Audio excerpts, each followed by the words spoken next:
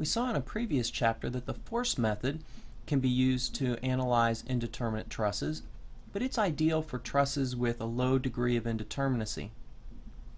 The stiffness method is applicable to trusses with high degrees of indeterminacy, low degrees of indeterminacy, and even determinate trusses. But before we can use the method, we have to assemble the structure stiffness matrix, and that's the point of this problem.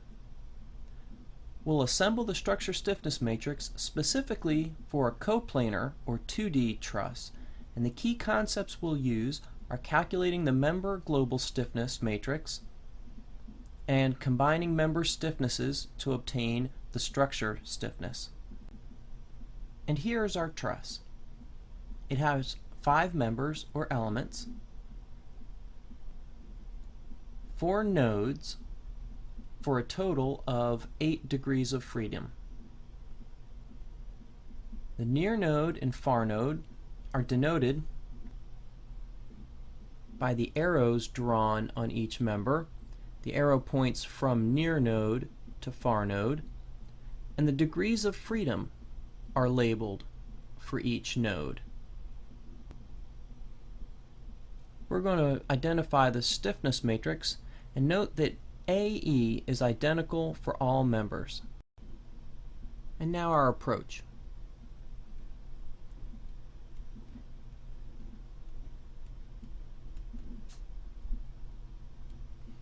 We'll start by calculating the member stiffness for each of the 5 members. And that's done individually. Then we'll assemble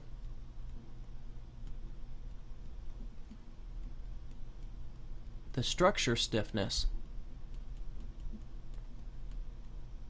from those 5 individual or member stiffness matrices. And then to check our results, we're going to ensure that it's symmetric, which helps find simple math errors. So let's get started. The member global stiffness matrix for a coplanar truss element is given by equation 14-16. A, E, and L, the length of the member, are common to each of the 16 terms in the member stiffness, and the rows and columns are organized by near node X and Y degrees of freedom, and then far node X and Y degrees of freedom. The terms lambda x and lambda y are directional cosines, which can be calculated according to equations 14.5 and 14.6. So keep equation 14-16 handy as we begin to calculate the member stiffness for each of the 5 members. Step 1.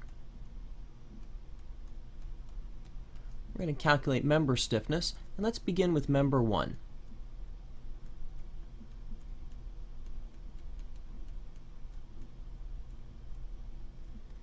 Member 1 connects nodes 1 and 2, and by this arrow we see that node 1 is the near node and node 2 is the far node. The length of our member is given by this distance of 1 meter and this distance of 1 meter. If we take the square of the x length, add the square of the y length, take the square root, we get an overall length of the member of 1.414 meters. Now our directional cosines.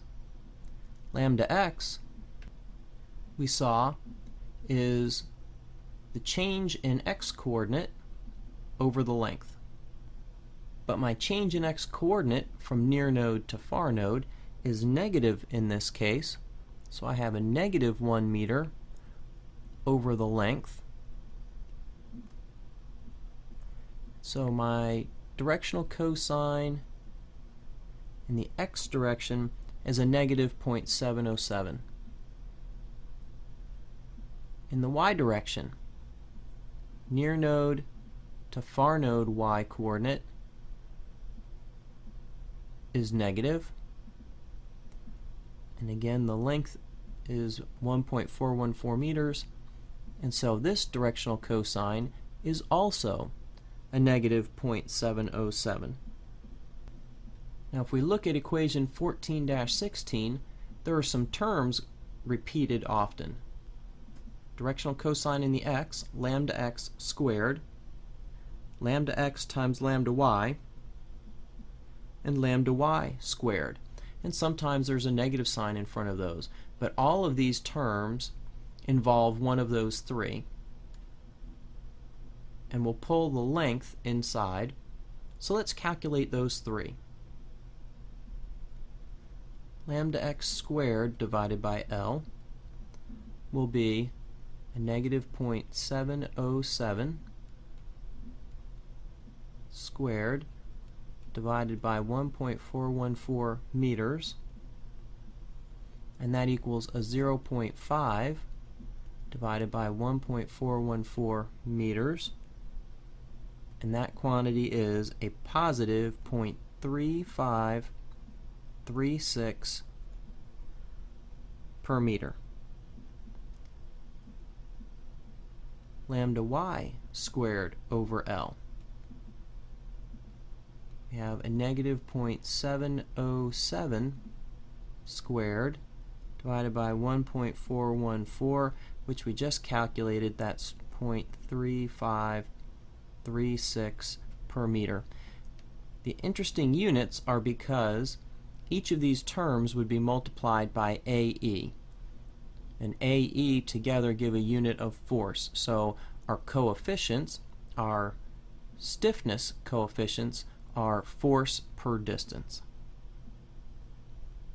Lambda x times lambda y divided by L is a negative 0.707 for lambda x, a negative 0.707 for lambda y, divided by the 1.414 meters, and this one is also 0.3536 per meter. So let's assemble this into the element stiffness matrix in global coordinates. I'll call that little k, and its subscript 1 refers to element 1. AE is common to all of the terms. Our matrix has 4 rows and 4 columns, and I'm going to label the degrees of freedom. Remember, 1, 2, near node, x degree of freedom is 1, and then degree of freedom 2. Far node, x degree of freedom is 3. Y degree of freedom, 4.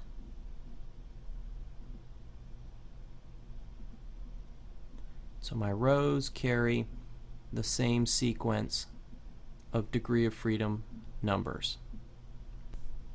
Now from our equation 14-16, our first term is lambda x squared, then we'll have lambda x lambda y, then minus lambda x squared, and minus lambda x lambda y, which for this element is a 0.3536 per meter,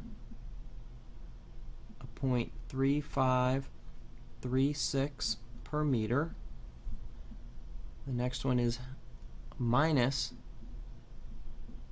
the lambda x squared and minus the lambda x times lambda y.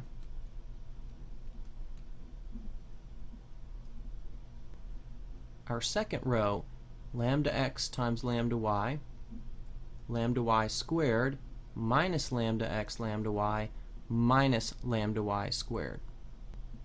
which gives us 0.3536 per meter, 0.3536 per meter, a minus 0.3536 per meter, and minus lambda y squared, so a minus 0.3536 per meter. Our third row, minus lambda x squared, minus lambda x lambda y, lambda x squared, lambda x lambda y.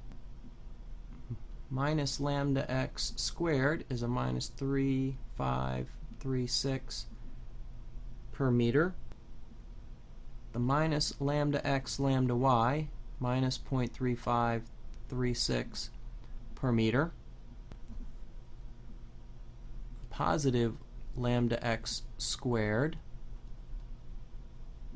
and the positive lambda x lambda y. Our last row for this element, minus lambda x lambda y, minus lambda y squared, positive lambda x lambda y, and positive lambda y squared. So we have a minus the lambda x lambda y, minus the lambda y squared, and of course all of these were divided by L, the positive lambda x lambda y, and the positive lambda y squared. Now let's make a quick check. This matrix should always be symmetric. Well, all of the magnitudes are identical for this particular element, so that aspect of the symmetry is met. And so as we look down the diagonal, this side should mirror this side, and we'll check positive and negative signs. These two share the same sign. These two share the same sign. These two share the same sign. This one and this one share the same sign. These two share the same sign, and these two share the same sign. The other thing we check for is, notice the diagonal itself always has lambda terms squared. So even if lambda is negative, when we square it, the diagonal should always be non-negative, a positive quantity or a zero for the element. And in this case, we have all positive entries on the diagonal for the element. Now member 2.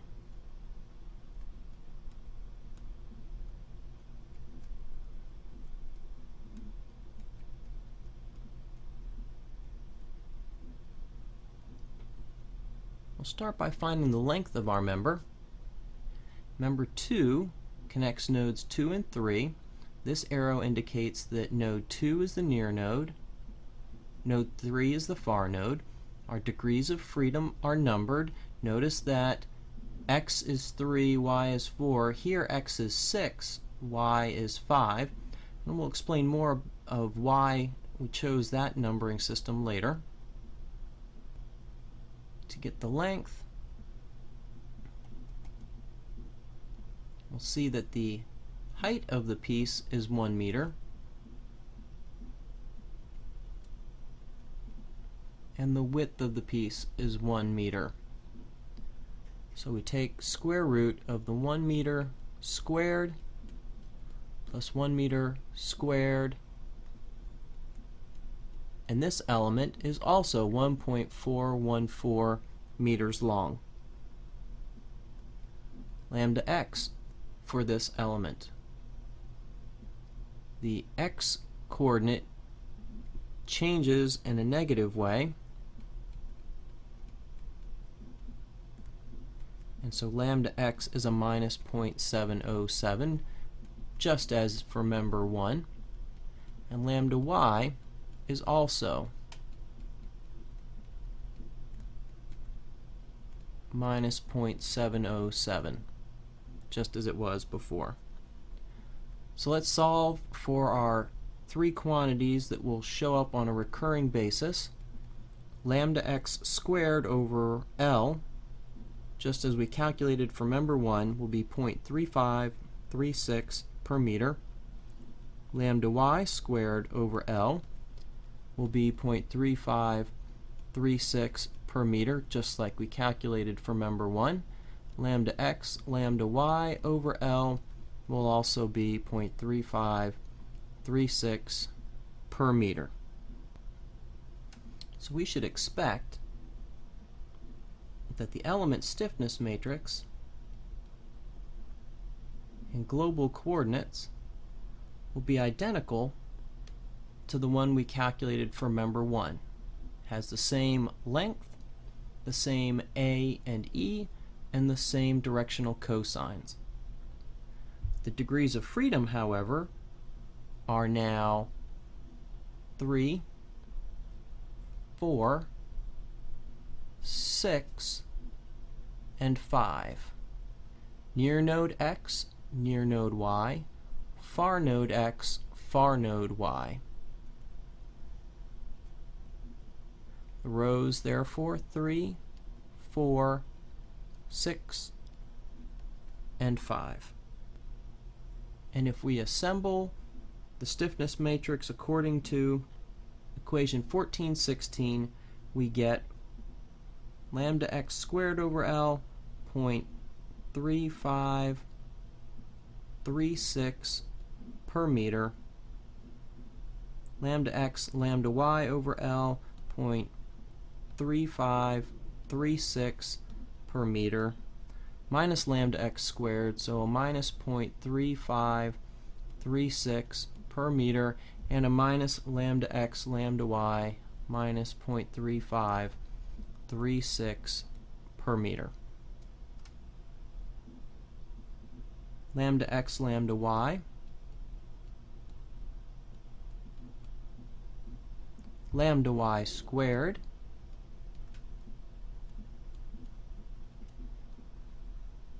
minus lambda x lambda y and minus lambda y squared. Then a minus lambda x squared, a minus lambda x lambda y, lambda x squared,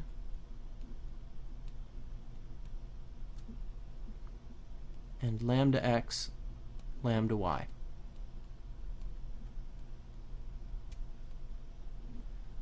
Minus lambda x lambda y minus lambda y squared, positive lambda x lambda y, and a positive lambda y squared. All of those, of course, divided by length, which gives us the units we have. Again, we check symmetry across the diagonal. All the magnitudes are the same, and so all I needed to do is check for minus signs, and the positive and negative signs are mirrored on the diagonal, or off the diagonal, and the diagonal is non-negative. So this member stiffness appears to be ready. Now member 3.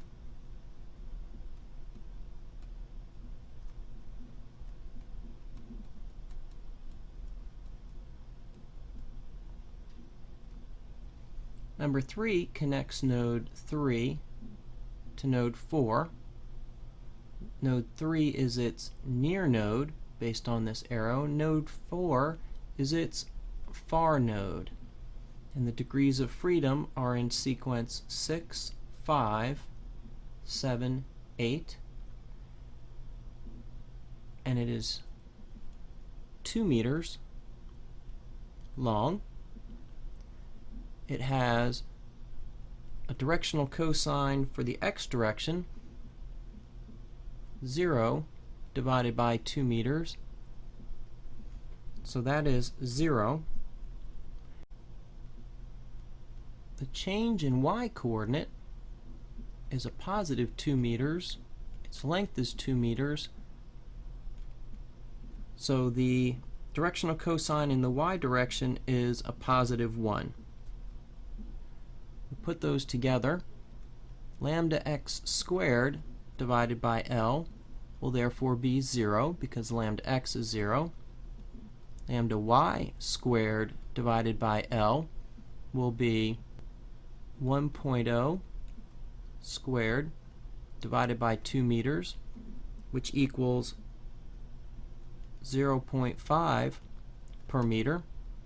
And lambda x, lambda y over L equals 0 because lambda x is 0.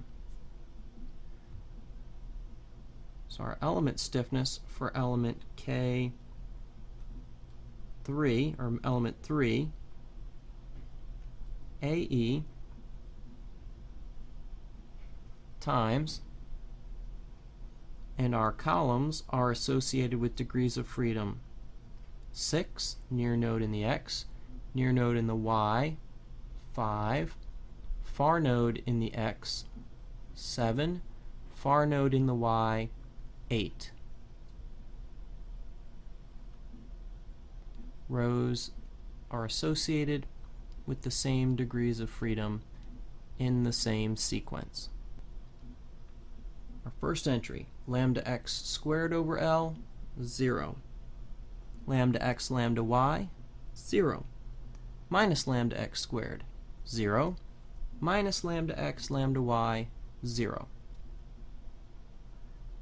Lambda x lambda y, 0.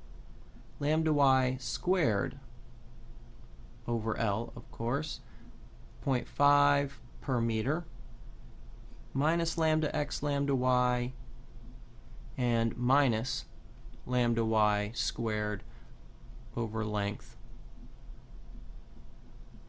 minus lambda x squared, minus lambda x lambda y, lambda x squared, lambda x lambda y, minus lambda x lambda y, minus lambda y squared,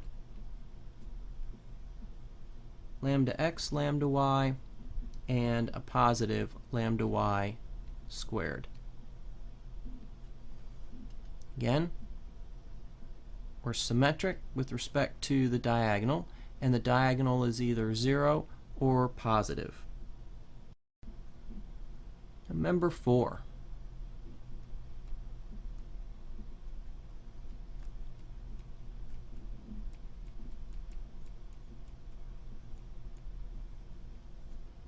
The near node is node 3, the far node, node 4.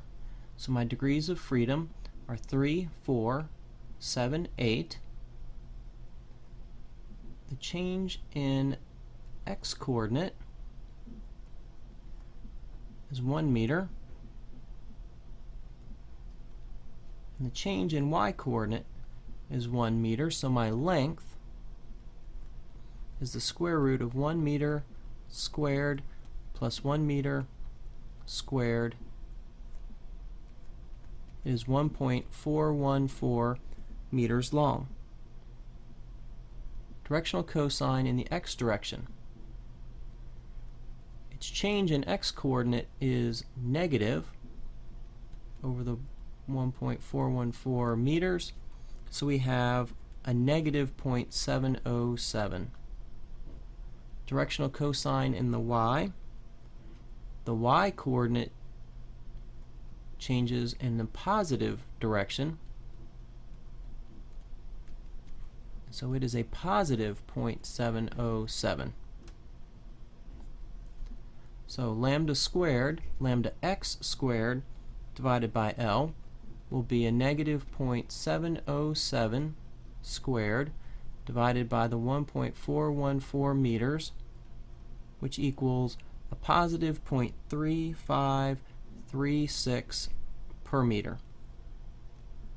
Lambda y squared per L, divided by L rather, a positive 0.707 squared divided by 1.414 meters is a positive 0.3536 per meter. And lambda x, lambda y divided by L in this case will be a negative 0.707 times a positive 0.707 divided by 1.414 meters, and this will be a negative 0.3536 per meter. So our stiffness for element 4 is AE times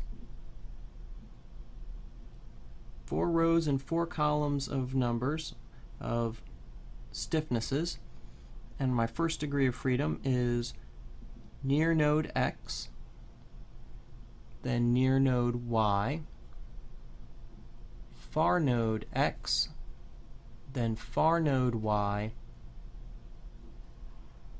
and our rows are labeled the same way: near node X, near node Y, far node X, far node Y. So lambda x squared divided by L, 0.3536 per meter. Lambda x, lambda y divided by L, a negative 0.3536 per meter. Negative lambda x squared, and a negative lambda x lambda y over L gives me a positive coefficient,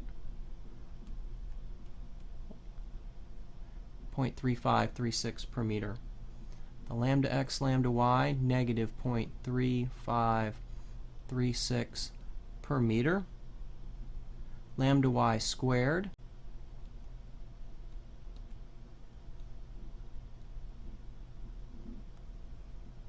negative lambda x lambda y, and so the negative signs cancel, and a negative lambda y squared. Negative lambda x squared,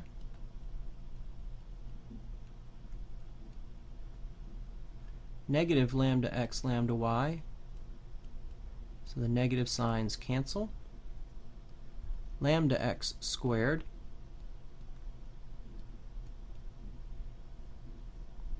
and lambda x lambda y, which is negative. Negative lambda x lambda y, so the negative signs cancel. Negative lambda y squared,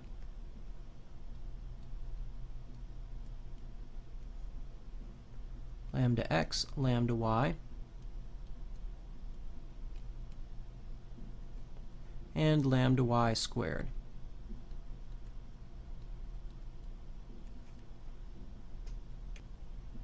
So we check symmetry about the diagonal, and all magnitudes are the same.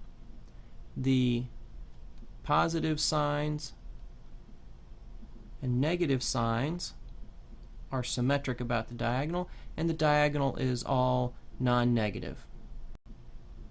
And our last member, member 5.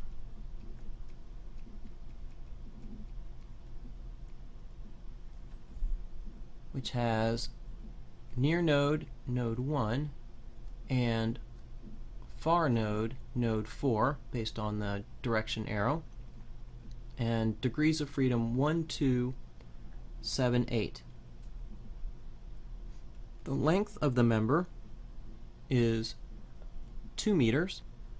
Lambda x is a negative 2 meters, since the x-coordinate is negative, or changes in a negative direction, divided by the 2 meter length, and so we have a negative 1.0 for lambda x.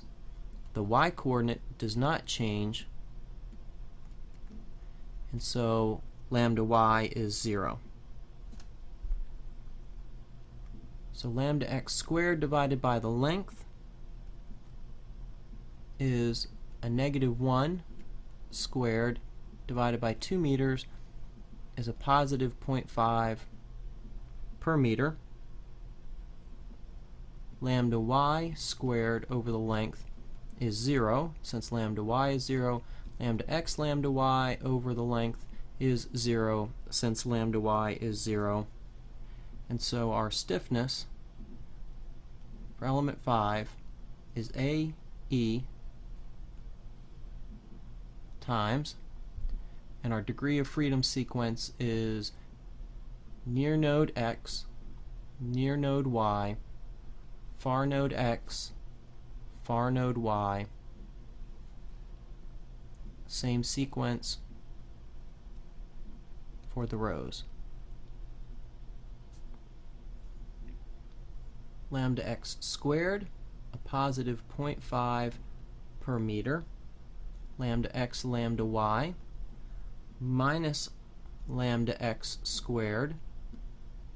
Of course, all of these are divided by L.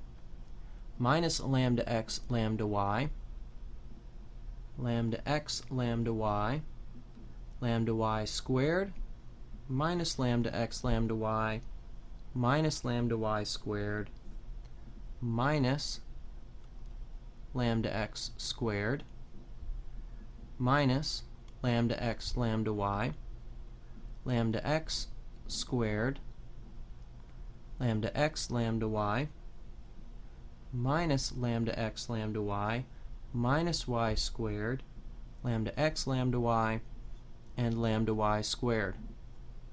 It is symmetric about the diagonal, and the diagonal is all non-negative. And now step 2. Let's assemble the structure stiffness matrix.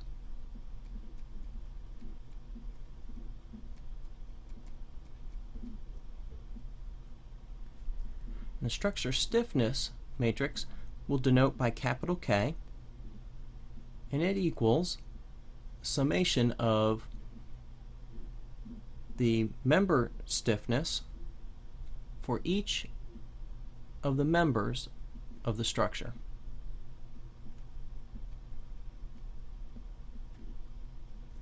But that summation is done by degree of freedom. So for example, the entry or coefficient 1, 1 in the structure stiffness refers to the force generated at degree of freedom 1 due to a unit displacement at degree of freedom 1. And that is given by K11 from member 1 plus K11 from member 2 plus K11 from member 3 plus K11 from member 4 plus K11 from member 5. And again, the subscripts 1, 1 refer to the force generated at degree of freedom 1 due to a unit deformation at degree of freedom 2. So if we look back at member 1, degree of freedom 1, 1, or coefficient 1, 1, is AE times 0.3536 per meter.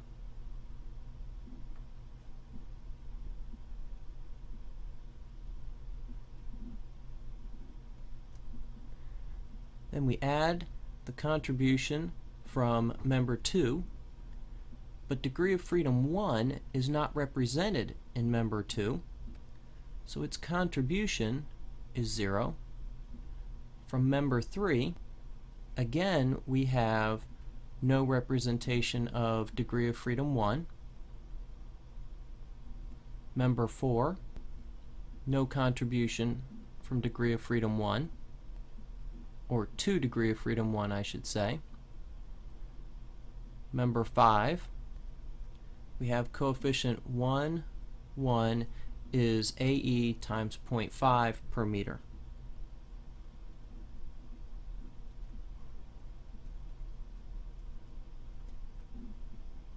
When I put those all together,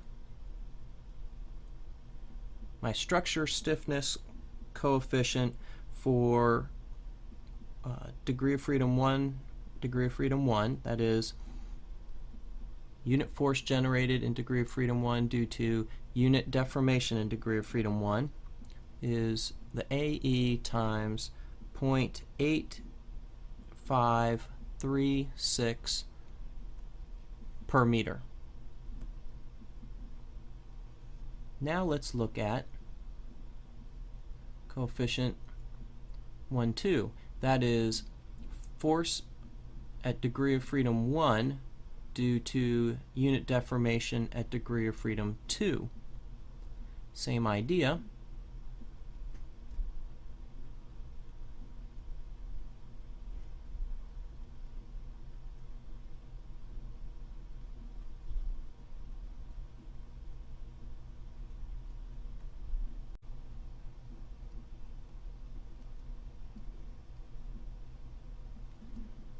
Now if we look at something we observed in calculating the coefficient 1, 1, if the member does not connect or touch the degree of freedom, then it has no contribution to the stiffness. So member 1 touched degree of freedom 1, it contributed. Member 2 did not touch degree of freedom 1, it did not contribute, nor did member 3 or 4, but member 5 did. So when we look at degrees of freedom 1 and 2, that is the force generated at degree of freedom 1 due to unit deformation at degree of freedom 2, again, we expect member 2, 3, and 4 not to contribute. So let's check that. First, member 1. Coefficient 1, 2 refers to the degree of freedom of the force, that is the rho, and then the degree of freedom of the deformation, that is the column. So our coefficient is 0.3536 times AE.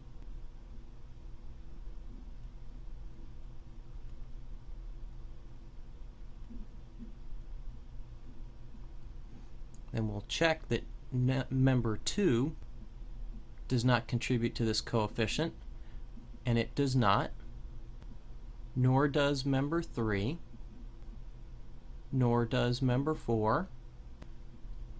Member 5 does have those degrees of freedom, and so row 1, column 2, we want this entry, which happens to be 0. So the remaining contributions to our coefficient are all zeros, and so our coefficient for the structure stiffness, AE, times 0.3536 per meter. We need to continue this process for all the combinations of coefficients. Let me jump to all the combinations of degrees of freedom, that is, to give us the coefficients. So let me jump to 1, 5, which is the force generated at degree of freedom 1 due to deformation in degree of freedom 5. And so again, it's the contribution from each of the members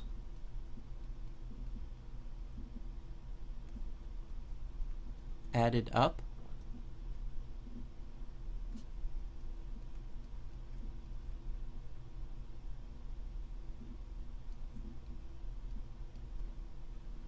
And if we look at member 1, we have degree of freedom 1, but not 5. So its contribution is 0. For member 2, we have degree of freedom 5, but not 1. So its contribution is 0.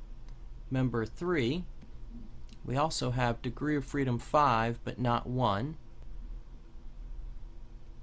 For member 4,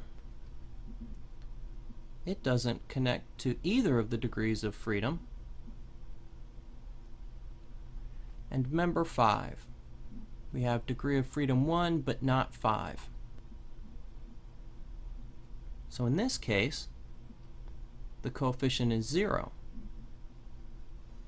And what we can learn from that is if there is no single member that connects 2 degrees of freedom, then the structure stiffness, the capital K coefficient, will be 0.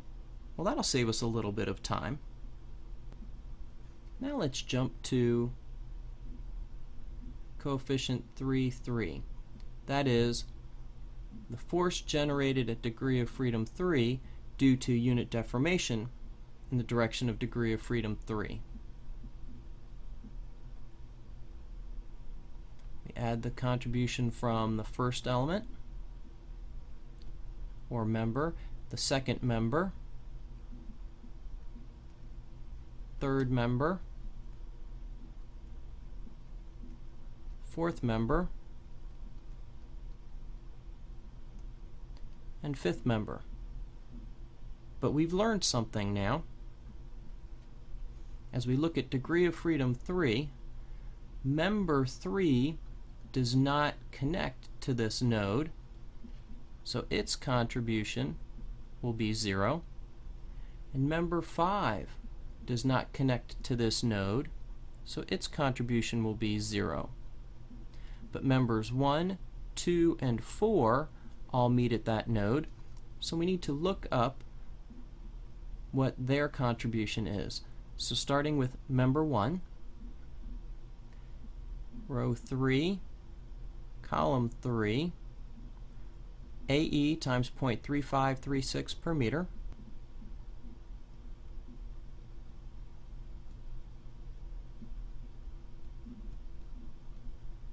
to which we add from member 2, degree of freedom 3 in the row and degree of freedom 3 in the column, AE times 0.3536 per meter.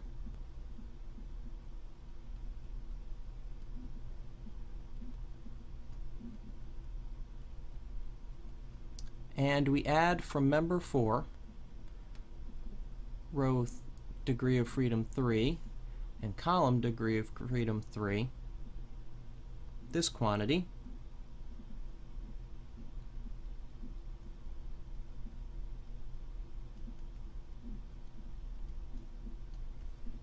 When we add those together, we get 1.0608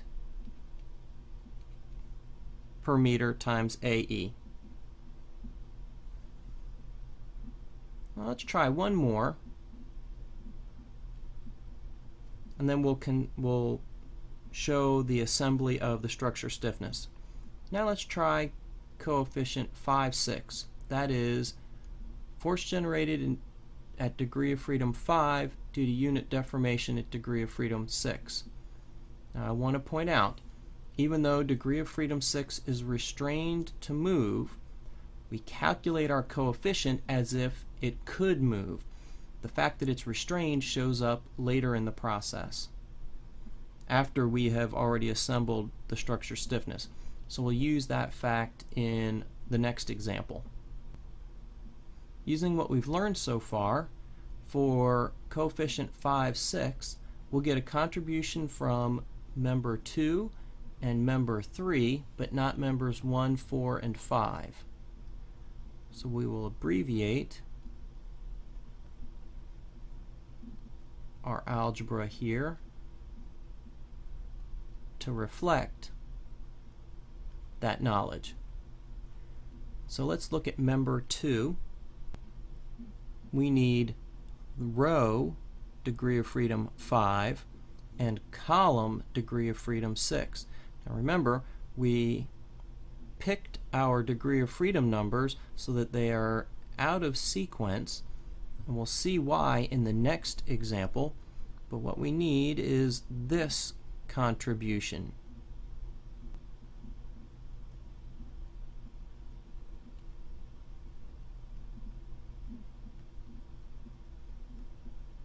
to which we add from member 3 row degree of freedom 5, column degree of freedom 6, a coefficient that is 0. So our structure stiffness coefficient is AE times 0.3536 per meter.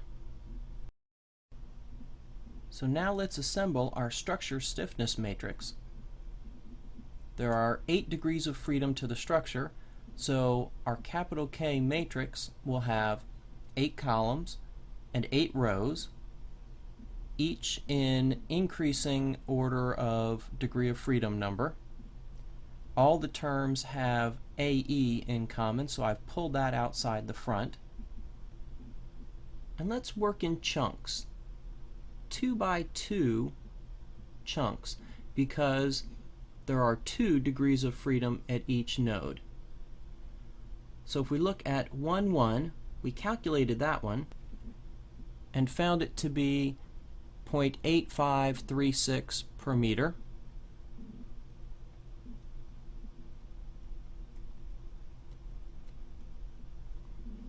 For coefficient 1, 2, we calculated it to be 0.3536 per meter.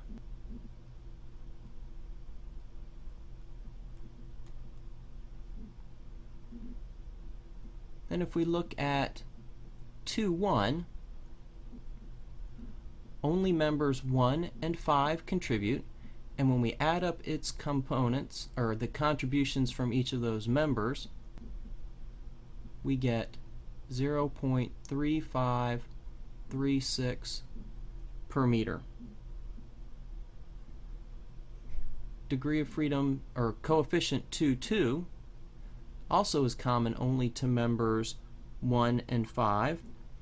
And so when we add up the contributions from those 2 members, we get a 0.3536 per meter. Now, this chunk, the forces generated in degrees of freedom 1 and 2 due to deformations at degrees of freedom 3 and 4. The only things that will contribute to this chunk are members that connect degrees of freedom 1 and 2 to 3 and 4. And the only member that does that is member 1. So if I go back to the member stiffness for member 1, rows 1 and 2, columns for degrees of freedom 3 and 4, means this whole chunk becomes the entries in our structure stiffness matrix. So I'll write those in.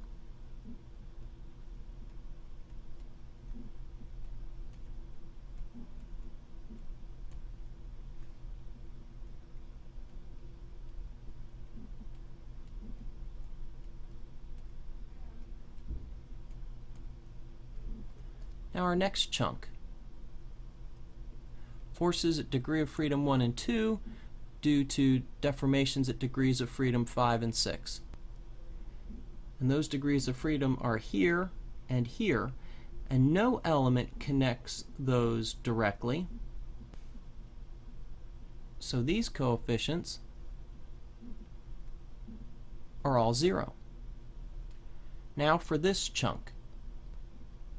There's only one member that connects degrees of freedom 1 and 2 to 7 and 8, and that's member 5. So the structure stiffness matrix in that chunk is directly taken from this member stiffness.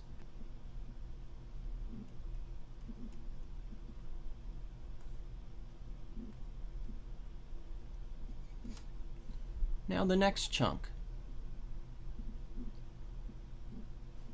Forces at degrees of freedom 3 and 4 due to deformations at degrees of freedom 1 and 2.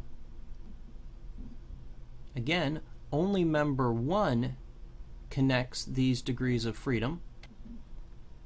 So our structure stiffness pulls directly from the member stiffness here.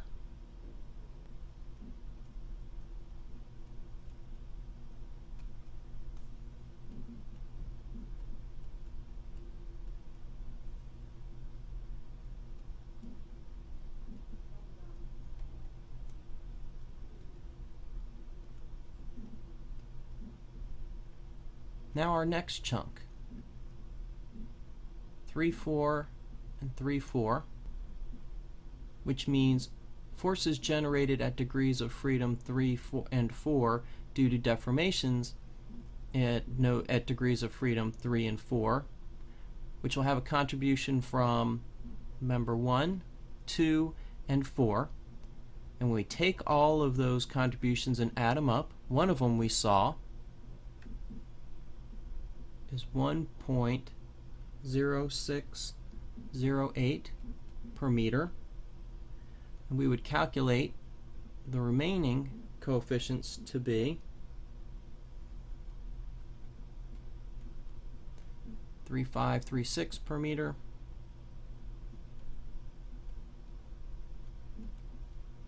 3536 per meter, and 1.0608 per meter. Now our next chunk. Only one member connects degrees of freedom 3, 4, and 5, 6, and that's member 2. So we're talking about degrees of freedom at the rows 3 and 4, degrees of freedom at the columns of 5 and 6. But notice, this one is 5, this one is 6. In the structure stiffness matrix, these two come to the left of these two. Now in this case, they're identical, but you need to be careful to not get that confused. Because of our numbering system, these two have to reverse or change positions. And so we insert those.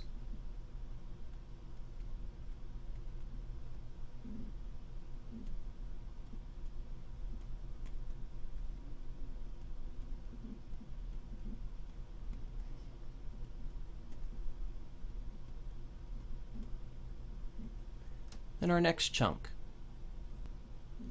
Only one member connects degrees of freedom 3, 4, and 7, 8, and that's member 4. So we take rows associated with degrees of freedom 3, 4, columns associated with degrees of freedom 7, 8, and we take this chunk out directly and put it into the structure stiffness.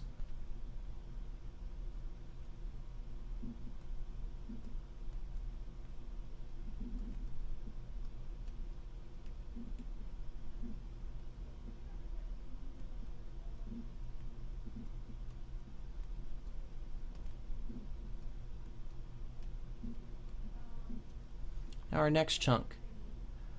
Force generated at degrees of freedom 5 and 6 due to deformation at degrees of freedom 1 and 2. And since there is no member that connects directly between these degrees of freedom, these coefficients are 0. Our next chunk comes only from member 2. We have rows associated with degrees of freedom 5 and 6, columns associated with degrees of freedom 3 and 4. Note that because of our numbering convention, as we put this chunk into the structure stiffness matrix, this one goes above this one. But it turns out in this case they're identical.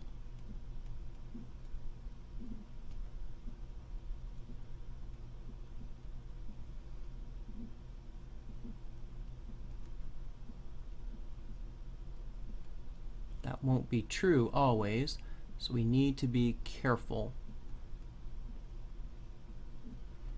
Now our next chunk. Members 2 and 3 meet at this node where degrees of freedom 5 and 6 are. So we add the contribution from each of those two members, careful that we denote or that we recognize degree of freedom 5 and 6 will be put in that sequence into the structure stiffness matrix, but in the element matrices they are in reverse order. And when we add those up, we get 0.8536 per meter, 0.3536 per meter, which we had calculated on the previous slide, 0.3536 per meter, and 0.3536 per meter. Now this chunk, which only comes from member 3, we're looking for force generated in degrees of freedom 5 and 6 due to deformations at degrees of freedom 7 and 8. Note that these two go above these two, and so we have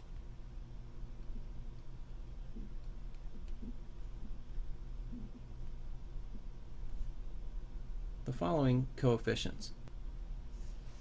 Now this chunk,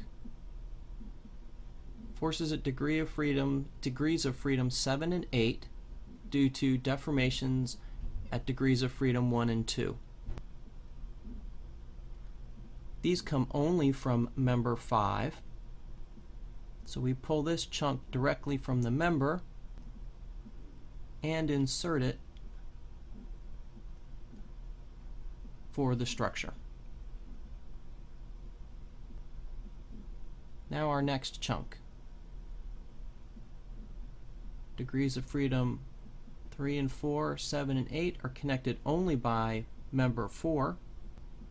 We're looking for rows associated with degrees of freedom 7 and 8, columns associated with degrees of freedom 3 and 4.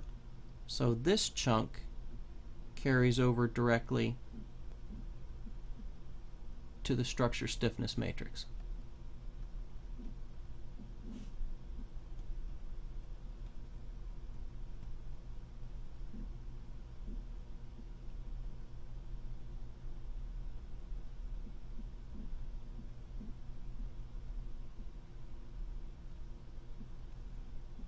Now this chunk, which comes only from member 3, rows associated with degrees of freedom 7 and 8, columns associated with degrees of freedom 5 and 6, so we need to take these and then these and insert them directly into the structure stiffness. Now our final chunk, which has contributions from members 3, 4, and 5. When we add up the contributions at degrees of freedom 7 and 8 for both the rows and columns, we get the following structure stiffness coefficients.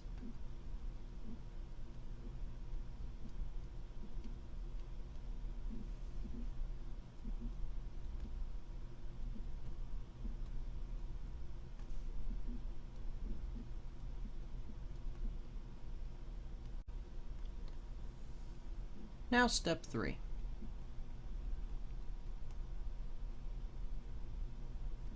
Let's check symmetry.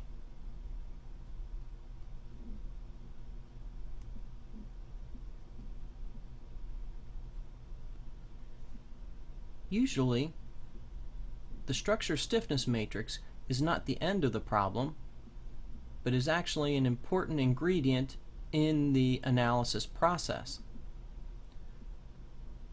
So we're looking for a good intermediate check to make sure we've not made a silly math error in the construction of our structure stiffness matrix. Then once we use it in later example problems, we'll be able to check our results for reasonableness. And so how we'll check intermediately is to make sure that our matrix is symmetric about the diagonal. And here's our diagonal. We also want to make sure that our diagonal is non-negative and all of these quantities are positive. And so we begin checking magnitudes and signs across the diagonal. These two are identical. These two are identical. These two and these two. These zeros and these two. These two zeros. These two zeros and these two. These zeros, these two quantities. We look over here in the corners, this zero and that, this quantity and this, and these two. Then here and here, this one and this one, this one and this one. Then here and here, this one with this one, and then these two. Then the negative quantity here and here, and the two zeros. The negative quantity here and here, and then these pair. This zero with this zero, and these two. So it passes our check, and we can use this matrix in future example problems. Now let's go back and review our process. We started by finding the member stiffness for each of the 5 members individually, and to do that we used equation 14-16 and noting that the directional cosines are given by equations 14-5 and 14-6.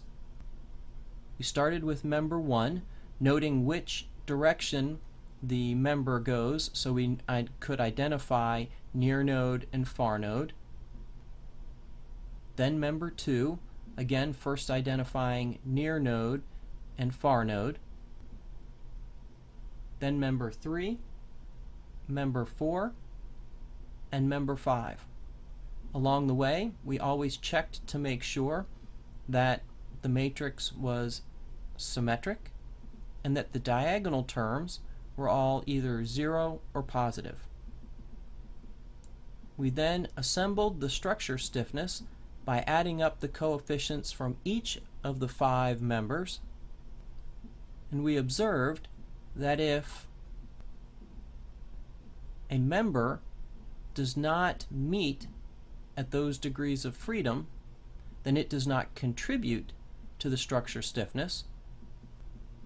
For example, members 2, 3, and 4 do not meet where degrees of freedom 1 and 2 are, so none of those members contributed to stiffness coefficient 1, 1, or 1, 2, or 2, 1, or 2, 2.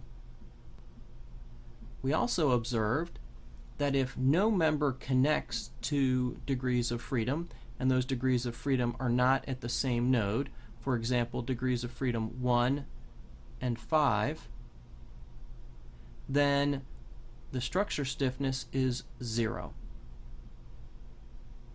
We also observed that because of our numbering convention for degrees of freedom, which we chose to help us in future examples when we use the stiffness method, that we have to be careful when assembling the structure stiffness matrix because these are out of sequence when we pull chunks out of the member stiffness to put into the structure stiffness. We assembled all of those coefficients, an 8 by 8 matrix for this structure, and then we wrapped up by checking symmetry, which will often identify if we've made a math error. I'll also point out that each of these 64 coefficients are multiplied by AE, which was constant for all members of the truss. Well done.